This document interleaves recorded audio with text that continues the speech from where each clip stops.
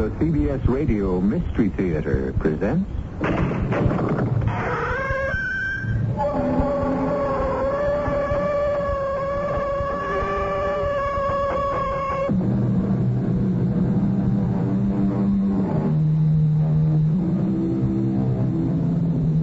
Come in.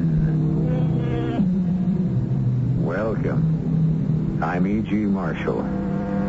They say Mark Twain was America's greatest humorist. And that's probably true because he was one of the most serious men ever to be born in this country. To Mark Twain, laughter and tragedy were two sides of the same coin. And most of the time, the coin was counterfeit, which in itself is the great joke life plays on most of us.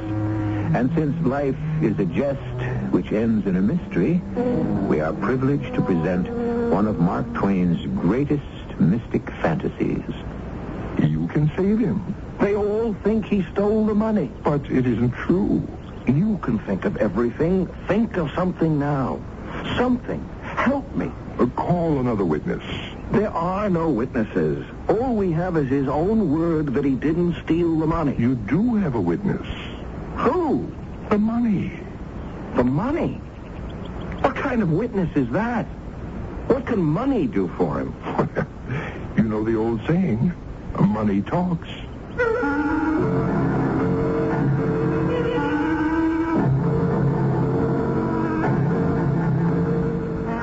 Our mystery drama, The Mysterious Stranger, was adapted from the Mark Twain classic especially for the Mystery Theater by Sam Dan and stars Tony Roberts.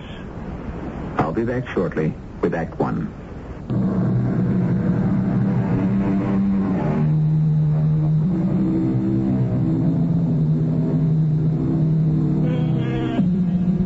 It is the winter of the year 1590, and we are in Austria, in a sleepy country village.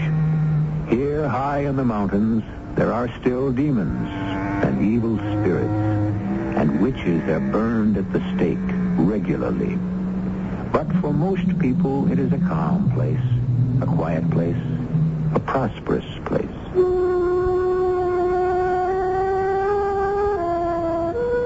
My name is Theodore Fisher. I'm the son of the church organist, who was also the leader of the musicians, teacher of the violin, composer of the hymns, tax collector of the commune, and in many ways, a useful citizen. I am not useful at all. I have been away to the university in Vienna, where I became a lawyer. There isn't much opportunity to practice law here. The priest settles all the religious disputes, and the astrologer, I'll explain more about him later, settles everything else. Well, it was a beautiful day, and my only annoyance was the fact that my pipe had gone out, and I had neglected to bring a flint with me. Good morning. Oh, good morning to you, sir. Oh, I'm sorry. I seem to have startled you. Oh, it's quite all right. Is there any way I can be of service? Service? No, I don't believe so. There's nothing you require? Require? Oh.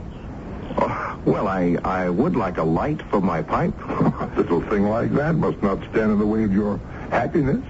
May I? He took my pipe and you must understand this.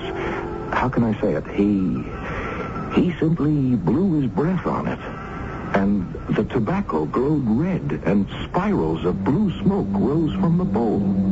I jumped up. Please, don't be frightened. But it was just a trick. A trick? Of course. What did you think? Well, a little conjurer's tricks. What else can you do? Anything. Do you remember when you were a child?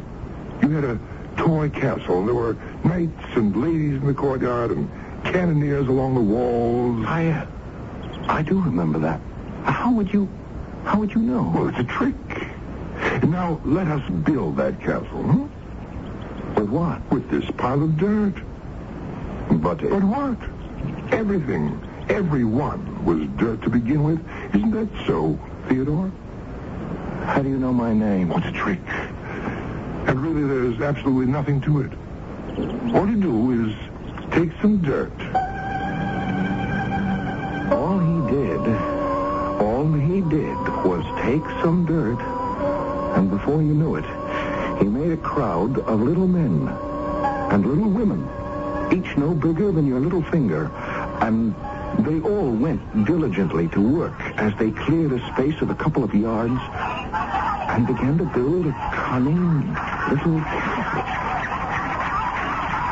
500 of these tiny but living, breathing people, swarming about, laboring diligently, wiping the sweat off their faces. I looked at the stranger and I asked, "Who are you?" An angel. Of course. An angel. Who else? Do you have a name? Well, certainly. Satan. Satan? Why do you seem so distressed? Satan. Well, that's his name, you know. Yes, I know. He's my uncle. But you said you were an angel. Well, surely you remember he was an angel once himself. Yes, I didn't think of that. Before the fall. But he was blameless.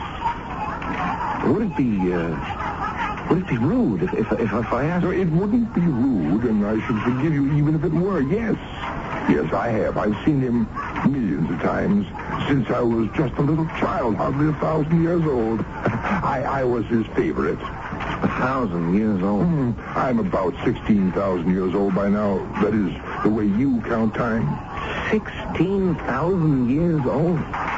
You must have seen... Oh, I've seen it all. I saw Adam created and Abel murdered. I saw Samson surge against the pillars and bring down ruin and death. Oh, what haven't I seen? The castle is finished. There. How do you like it? How could anyone help but like it? It's perfect. These people are actually human. It's another world. Someone fired a pistol. No, it's thunder. Thunder? But there isn't a cloud in the sky. Oh, not in yours, but in theirs. See how the sky above the castle becomes dark and terrible. The thunder, the lightning. People. Poor little people. They're terrified. You're killing them. They'll all be dead. Look. The earth is opening under their feet. They're going. They're gone. The earth has swallowed them up. They're all gone. Oh, those poor people. Oh, don't weep for them. They're of no value. But they were living creatures. It's no matter. We can make plenty more. Shall I? Oh, no. You'll only destroy them again. Oh, that's the history of the world, isn't it? Well, good morning, Theodore. Oh, you startled me, Uncle Peter. How could I startle anyone? I didn't see you coming. Were you busy with great thoughts? Oh, no. I was merely talking to this... Well, there was someone here just a moment ago. Oh, yes, my boy. I know it affects me, too. I keep seeing people who aren't there myself. What are you doing here, Uncle Peter? What am I doing here? Well, something brought me here, but I can't seem to remember what. I'm not myself these troubled days. I'm not myself. Well, good day, Master Theodore. Now, as I was saying, where did you go? I merely made myself invisible. Yes, but you should talk to Uncle Peter. He's not dull and ignorant like I am. And besides, he has a beautiful niece, huh? Margaret. Satan. Could you help them? Help them? Uncle Peter. That's what I called him. But he used to be Father Peter. I know, a priest. You know? Yes, until he was accused of some heresy. It was the astrologer. Why is everyone so afraid of the astrologer? Now, what was the heresy he accused Uncle Peter of? It doesn't matter. It was enough to be accused. by the astrologer. I see. You see, folks have nothing to do with Uncle Peter these days, and he and Margaret are about to starve. And you want me to help him? Please. All he needs is a little money to pay the rent on his cottage. Buy some food. He might not thank me for it. You might not thank me for it. I try to help him and Margaret, but they're too proud. Wouldn't it be easy for you to have him find, yes, just find some money? It could be dangerous. Why? Well, because it could change the entire course of his life. Yes, but that's exactly what he needs, to have the present course of his life changed. Every man's life consists of links in a chain. Each link is an act. It has its proper place in the chain. Remove one link, and the entire future becomes different. But I've been trying to tell you, he needs another future. Oh, you have a great deal to learn. I shall see you again. Where are you going? I have an errand to perform. You won't help, Uncle Peter. Well, I'm not sure you'll consider it help, but we shall see what we shall see. And he was gone. As suddenly, as unaccountably as he had appeared. A mysterious stranger had vanished. Was it a dream? My imagination? No. In the first place, I am not a dreamy person. Second, it was too real, too vivid. And while I was still debating the matter in my mind, I became aware of Uncle Peter. I remember now, Theodore. What do you remember, Uncle Peter? Why, I have come here. Yes, I lost my purse. There wasn't much in it, but a very little is a great deal to me, for it was all I had. Have you seen it, my lost purse? No, Uncle Peter, but I shall be happy to help you look. That is what I was going to ask you. But it won't be necessary. Here it is. But yes. But what, Uncle Peter? It's mine, and yet it isn't mine. I'm afraid I don't understand. Oh, the purse is mine, yes, clearly mine, but not the contents.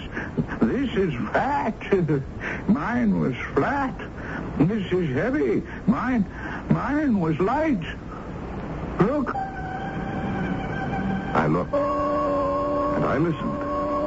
I could hear the jingle of coins, gold coins. And then I saw them, as Uncle Peter knelt on the grass and carefully poured the coins on the ground. There were hundreds of them. I'd never seen so many gold coins in my life. Such bright, shining gold coins. It almost hurt my eyes to look at them. They were so bright, so new, so freshly minted. Who has been here? Why? No, you must not lie to me, Theodore. Has anyone been here? Not a human being, Uncle Peter. I don't understand. I know you're telling me the truth. It's the money. It comes to over 1,100 ducats. Oh, dear, if it were only mine. But it is yours, Uncle Peter, every single piece. Oh, no. Only 4 ducats are mine. That's all that were in the purse when I lost it. The rest, yeah, and I do need them so badly. Yeah. No, the fact is this money is not mine. But the money is in your purse. I cannot account for it unless some enemy. Yes, it's a trap. Oh, but Uncle Peter, with the exception of the astrologer, you don't have a real enemy in the village. Nor does Margaret. No, it must be a trap. I must have an enemy. Do you have an enemy rich enough to chance 1,100 ducats just to do you a mean turn? Well, Of course not. It's yours. Every bit of it. Didn't you pray for help? Yes. Well, isn't this help? Yes. Yes, I'll take it, and I shall do good things with it, and I'm sure everything will be all right. Of course, Uncle Peter. Everything will have to be all right.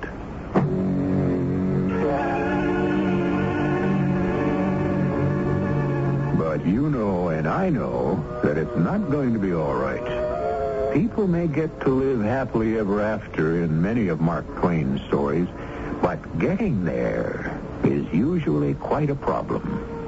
Also, we've been chatting here about someone called the astrologer. He shows up soon to complicate matters. All in all, Act 2 will pose plenty of problems when it arrives here in just a few moments.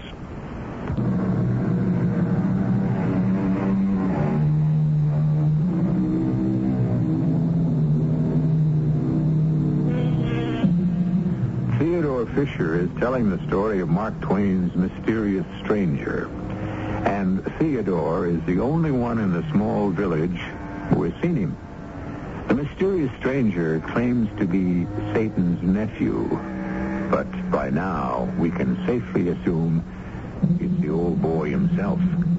Mark Twain always likes to use these little tricks.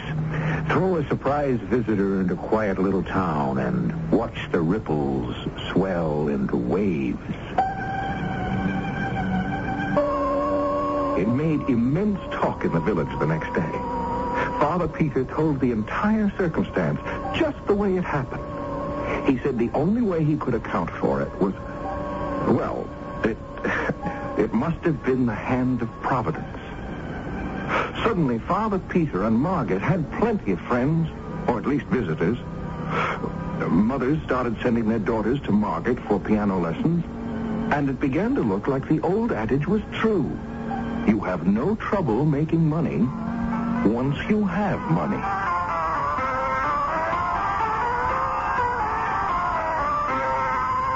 Oh, Theodore, how long have you been standing there? I didn't want to interrupt you, Margaret. Oh, I don't know when I've been so happy. I'm glad you have so many friends. Well, it's the gold that has many friends. I still have the very few who always... Well, you know what I mean.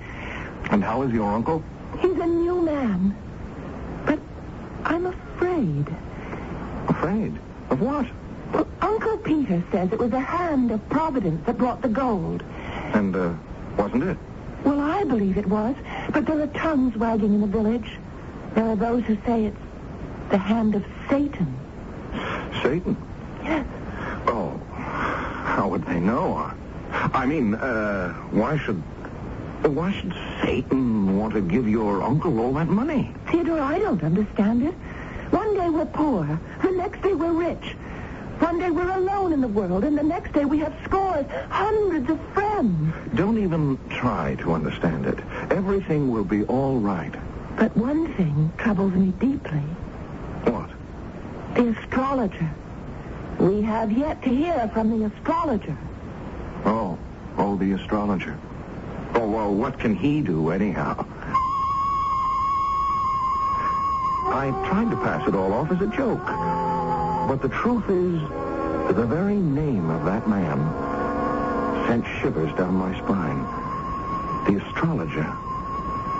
He made it his business to know everything that went on in town, and to become involved in it somehow. A few days later, a note was delivered to me. It contained 5 words. I want to see you. That's all. No please, or if it's convenient, or by your leave. Just an order. As if he had no doubt it would be obeyed. So kind of you to come, Theodore. Yes, sir. You were there when Peter claims he found his money? Oh, well, it's true, sir. I was there. He came upon the purse, and it was filled with gold ducats. It was? How many? Oh, over 1,100. Exactly how many? 1,107. But Peter gave out that there were 1,100. I suppose he gave it a round number. Oh, that settles it. Settles what, sir? Theodore, my lad, that money was stolen. Oh, but I was there when he found it. True, but were you there when he stole it? But who says he stole it? It's the only way he could have received it. He then hid the purse on the path, waited for a witness to come along. The witness happened to be you. And he pretended to find it. No, but that's not the way it happened. How else could it have happened? How else? Could I dare to tell him about the mysterious stranger? Well, that would get me burned at the stake.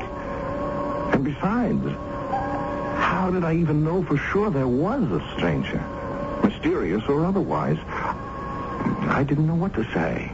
So, I said nothing. I wandered around for hours just trying to think.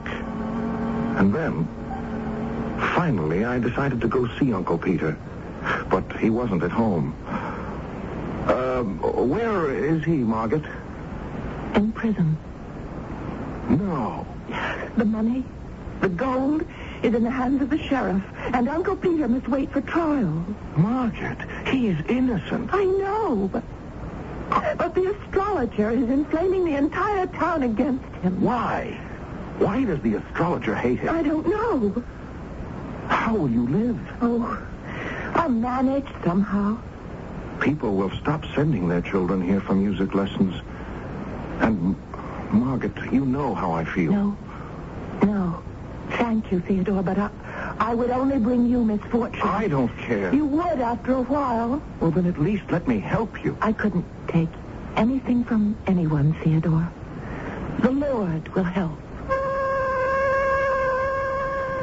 With all due respect, it didn't look as if the Lord was going to be of much help.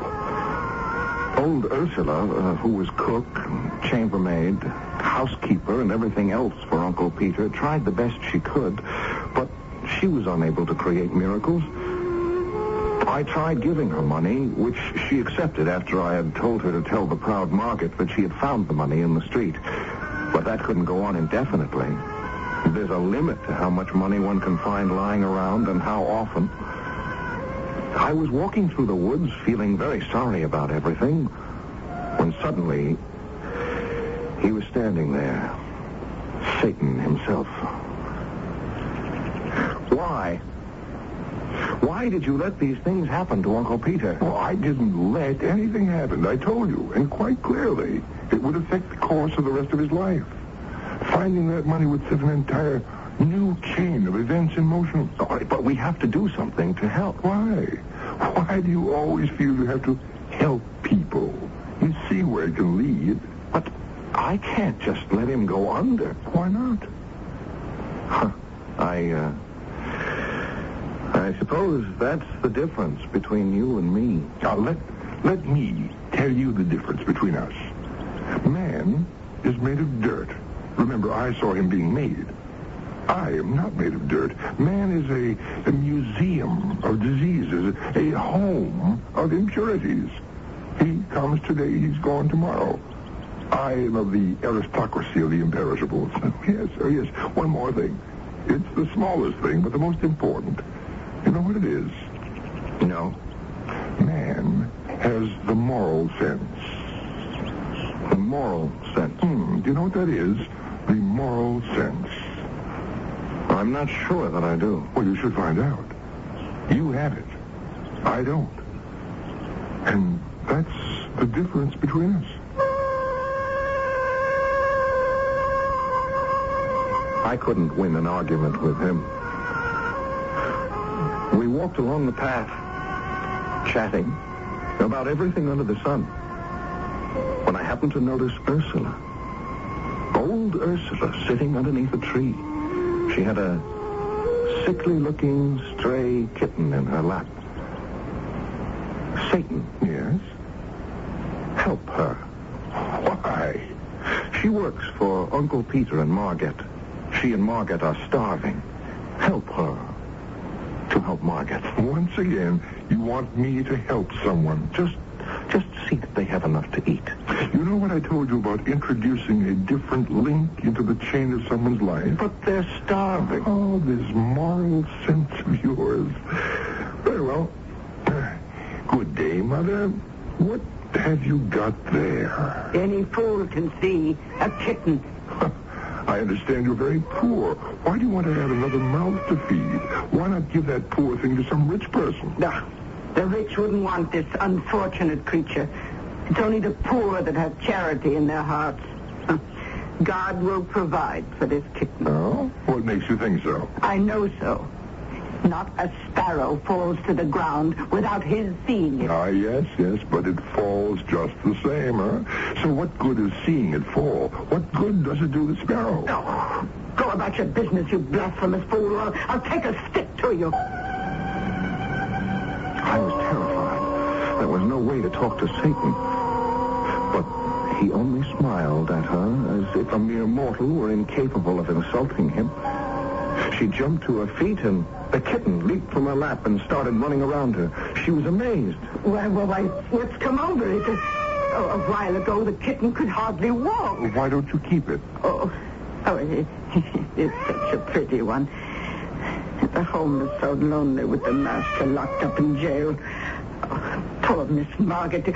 She'd be glad of the company. Besides, you can have an income from that cat.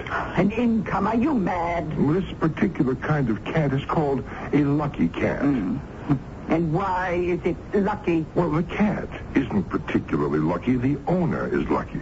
And why is the owner lucky? Because every morning the owner of this cat finds 4 silver groschen in her pocket. Have you nothing better to do? You're lying, making a fool of me. Now look in your pocket. You'll be punished for that. Groschen.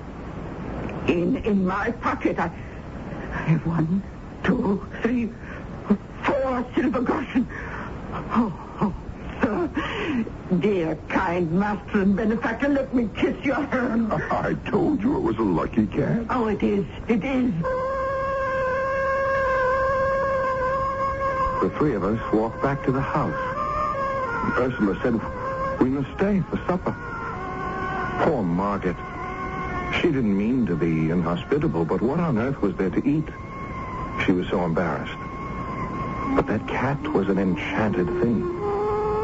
If you put a fish in the frying pan, as soon as you took it off, bang, another one appeared in its place. If you poured wine from a bottle, there was just as much left as before you started. Margaret was absolutely astounded by it all. More fish? Yes, mistress. Well, where did you get it, Ursula? It's a gift of Providence. And the wine? Providence. Now, Ursula? Miss Margaret, don't you believe in Providence? Well, of course I do, sir. Well, then why do you question it when you see it? Well, I don't know. I have chicken and beef. Ursula? Providence, mistress. I stole a glance at Satan. He had that amused smile on his face. And I looked at Ursula and Margaret. They were so happy. From being faced with actual starvation, they were now living in the midst of plenty. I was convinced that finally everything would be all right. After all, what could go wrong here?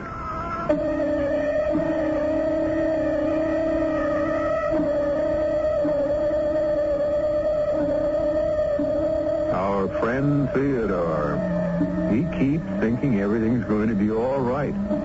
At times, he forgets he's a character by Mark Twain, who liked to set his heroes up and then knock them down.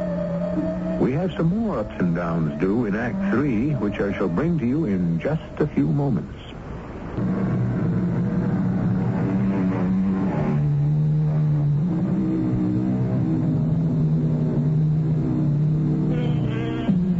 Once again, Theodore has asked the mysterious stranger, who is Satan himself or else his nephew, and does it matter, to interfere with what seems to be a natural course of human events.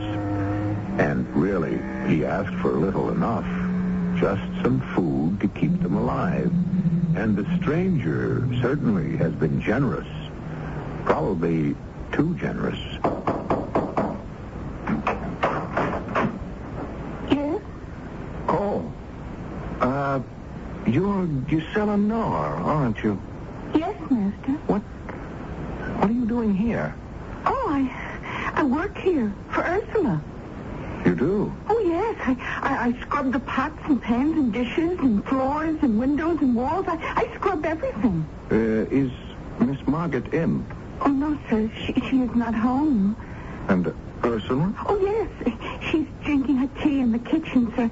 Come in.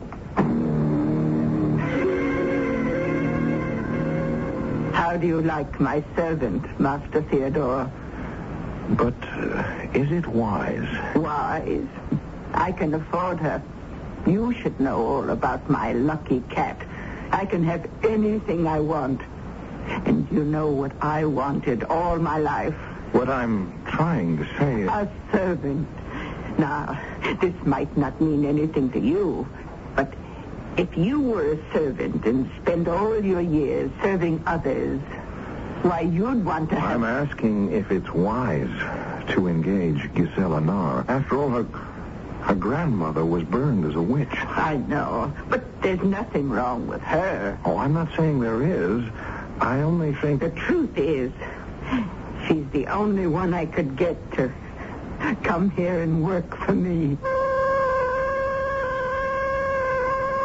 Of course, I worry by nature. And since I feel the way I do about Margaret, I worry about any trifle that might seem to threaten her. But this time I tried to dismiss my worries. I almost succeeded. And then I was walking down the street in the village. I was about to turn the corner when I heard voices. I knew those voices. One was Gisela. The other was the voice of the astrologer. So, Gisela, my good girl, what are you doing these days? Well, sir, I'm employed by Ursula. Ursula? She's the housekeeper for Uncle Peter. She gives me 2 silver groschen a week. 2 silver groschen. Besides my keep and my clothes. She must be wealthy. Oh, they live off the fat of the land, let me tell you. The prince himself don't sit down to a better table. Well. Thank you, Gisela. That thank you. That sent cold shivers down my spine. I had to do something. The astrologer. He'd visit the house. He'd see the frying pan that never emptied itself, the wine bottle that was always full. His mind would gladly leap to one conclusion. Witchcraft.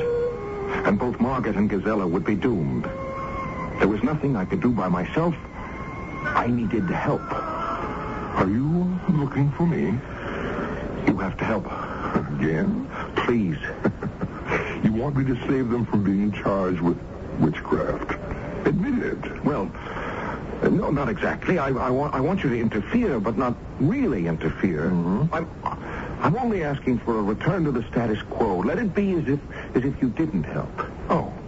Well, that's very simple, isn't it? It's so simple you don't even need me. You could have handled the matter yourself. Me? Of course. What is the source of all their bounty? The cat. Yes, the lucky cat. Therefore, all you have to do is get rid of the cat. Get rid of the cat? And kill the cat. No, but I couldn't kill an innocent animal in cold blood. Margaret will never talk to me again. If she's to be burned at the stake as a witch, she'll never talk to you again either. Are you actually weighing between Margaret on the one hand and that cat on the other? Oh, this moral sense that you humans have. Here, where are you going?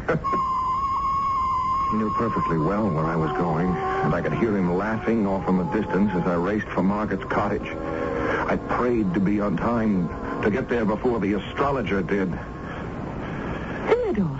Where's that cat? Why do you want it? Where is it? Your lives depend on it. You taking leave of your senses? Oh, there she is.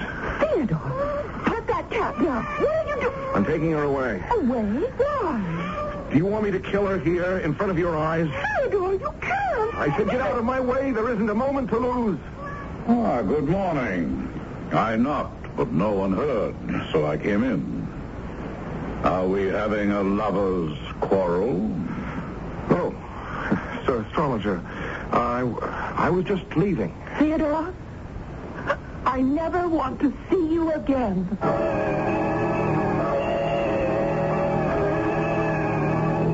Well, the deed has been done, I see.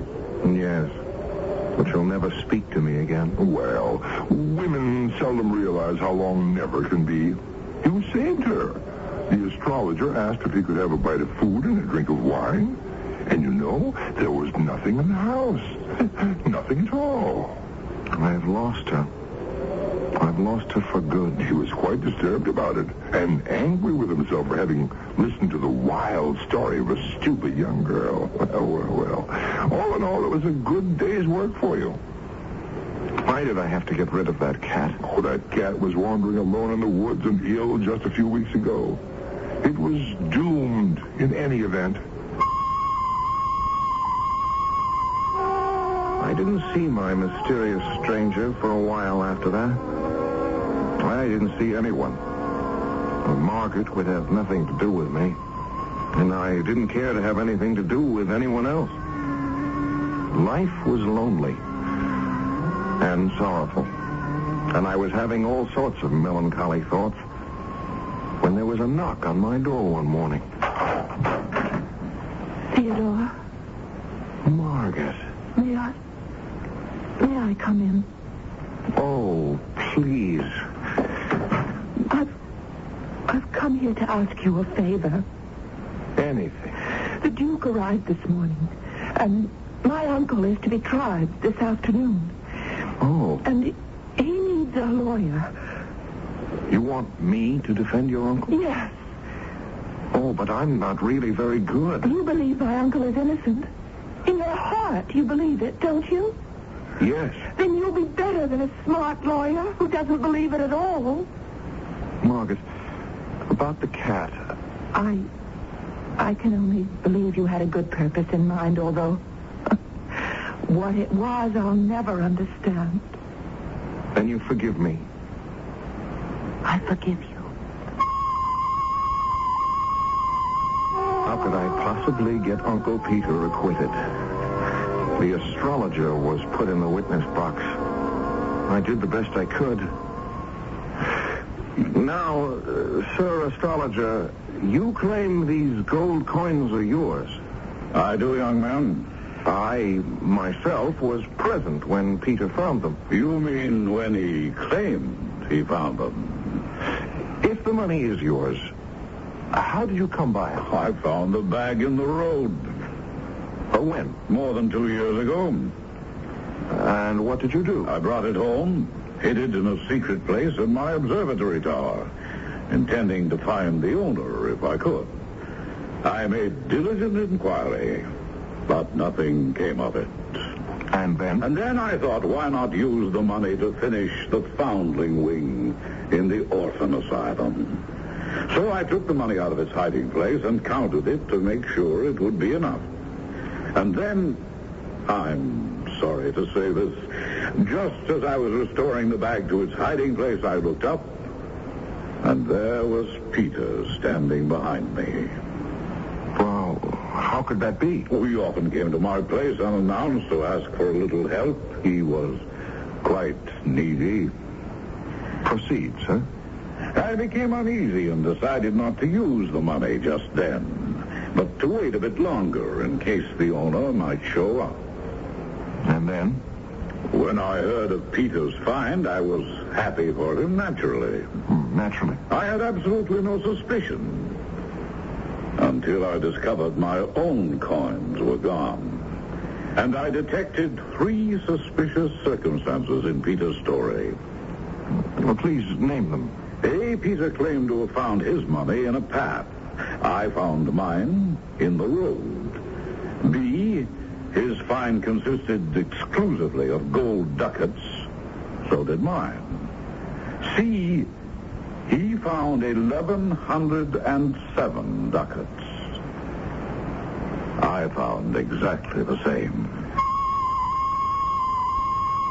It was telling evidence. I could see it on the faces of all in the court, especially the Duke.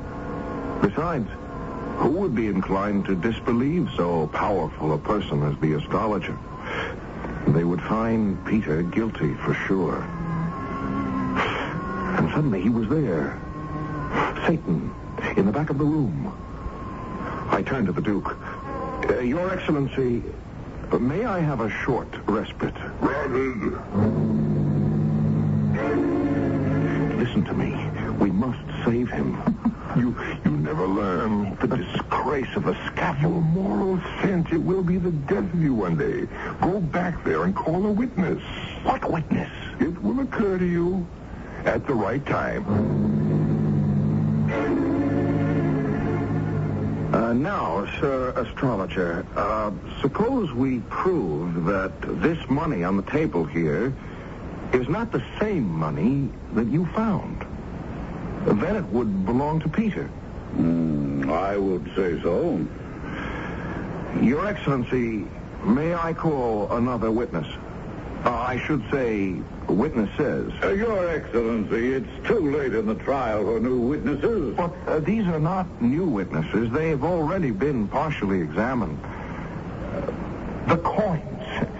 The coins, Your Excellency, they are witnesses. But coins cannot speak, young man. But they can. Witchcraft. Be careful, young man. Look, you see, each coin speaks. Each coin declares it is not the one the astrologer claims he found 2 years ago. By its date, each coin proclaims it.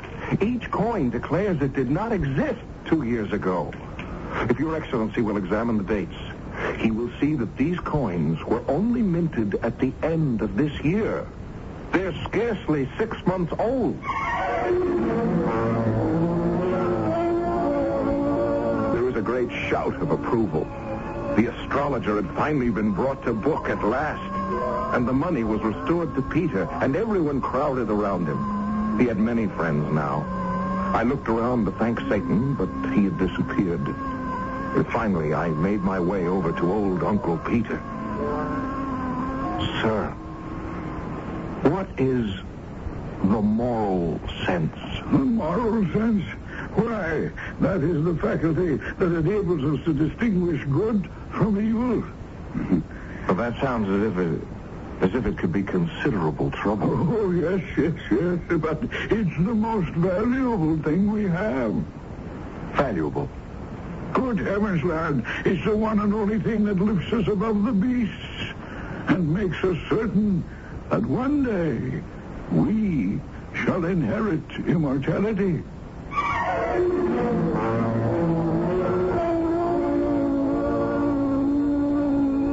Theodore never saw Satan again. Not in this life, anyhow. But he never forgot him. And he never forgot the moral sense either.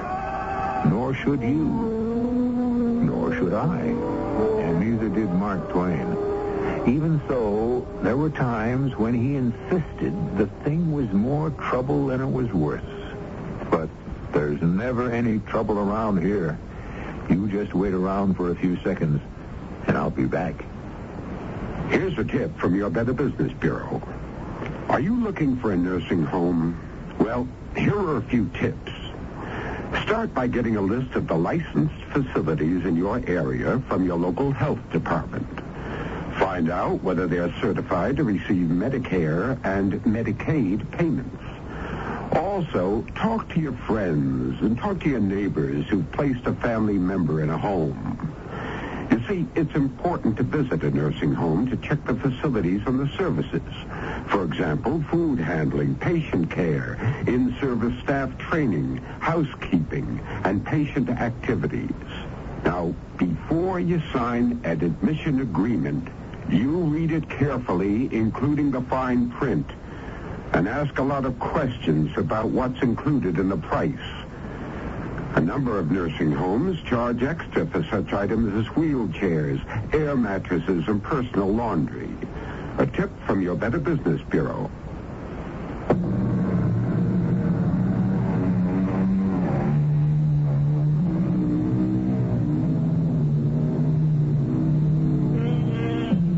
Mark Twain, by far the funniest man our country had ever produced.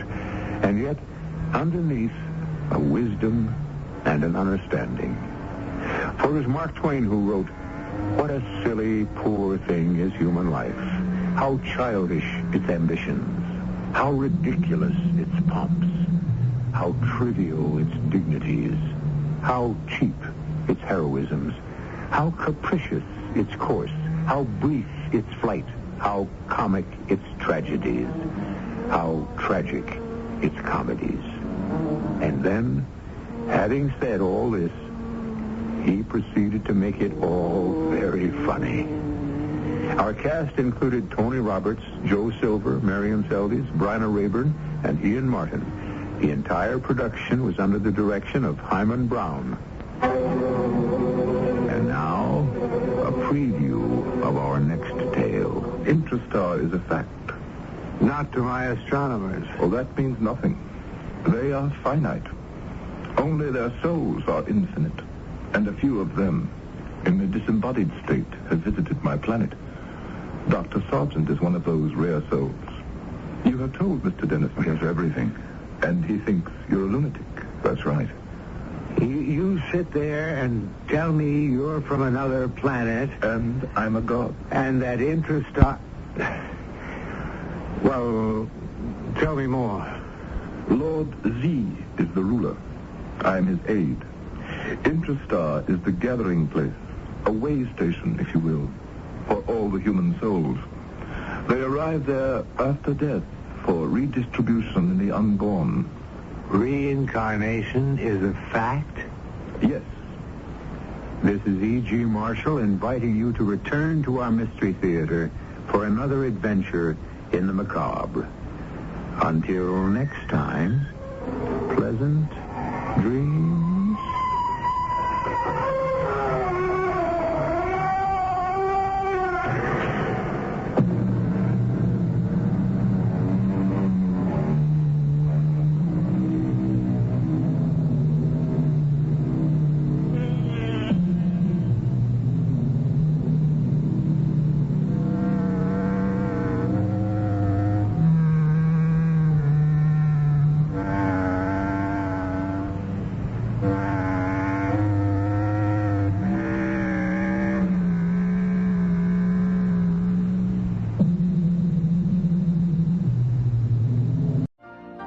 You've been listening to the OTR Gold Network.